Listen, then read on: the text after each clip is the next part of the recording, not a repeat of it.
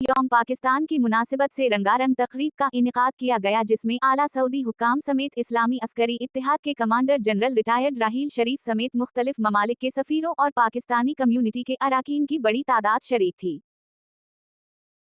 दारुल हुकूमत रियाज में सिफारत खाना पाकिस्तान की जानिब से यौम पाकिस्तान की तकरीब में सफ़ीर पाकिस्तान अहमद फारूक ने गैर मुल्की सफ़ीरों और मिलिट्री अताशी हजरात का खैर मुकद्दम किया। रियाज रीजन गवर्नरेट के अंडर सेक्रेटरी डॉक्टर फैसल बिन अब्दुल अजीज बतूरे मेहमान खुसूसी शरीक हुए। इस्लामी अस्करी इत्तेहाद के कमांडर जनरल रिटायर्ड राहील शरीफ भी खुसूसी टूर पर तकरीब में शरीक थे।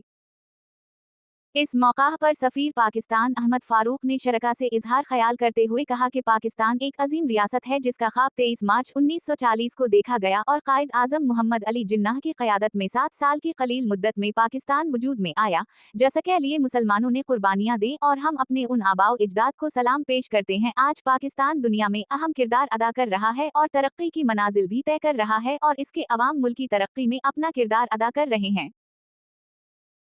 सफ़ीर पाकिस्तान ने पाक सऊदी ताल्लुकात के हवाले से कहा कि सऊदी अरब और पाकिस्तान के दरमियान तारीखी ताल्लुकात हैं जो वक्त के साथ साथ मजबूत हो रहे हैं। दोनों ममालिक जहां दो तरफा ताल्लुकात को फ़रोग़ दे रहे हैं, वहीं मुख्तलिफ शुबों में ताउन को भी बढ़ा रहे हैं। दोनों ममालिक की क़यादत एक दूसरे के साथ खड़ी है और सऊदी अरब में मुकीम लाखों पाकिस्तानी मुमलिकत की तरक्की में अपना किरदार अदा कर रहे हैं।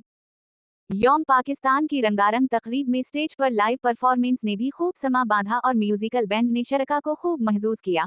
पाकिस्तानी कम्युनिटी और गैर मुल्की मेहमानों ने तकरीब को सराहा और कहा कि पाकिस्तान दुनिया का अहम तरीन मुल्क है जो इंतहाई जिम्मेदारी के साथ अमन और सलामती को फ़रोग़ देते हुए आगे बढ़ रहा है।